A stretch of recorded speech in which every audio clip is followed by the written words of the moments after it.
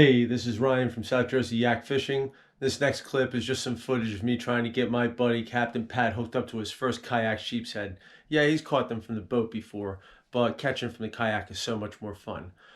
This clip is especially cool because I was able to use my Old Town autopilot to hold him on his spot, pull him away from the structure after he hooked up, and spot lock him in place while he fought the fish. Just check it out, short clip. I thought it was pretty cool. If you like this sort of content, please like this video and consider subscribing to my channel. Now here's the video.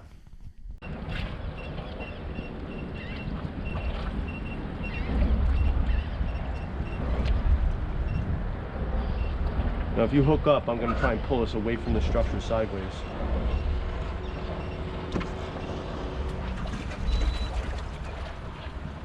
I just felt the bump. Here we go.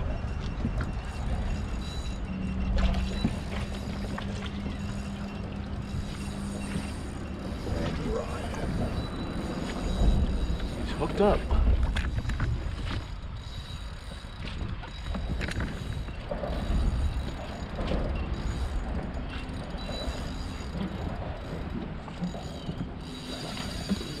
Woohoo! It's a good one.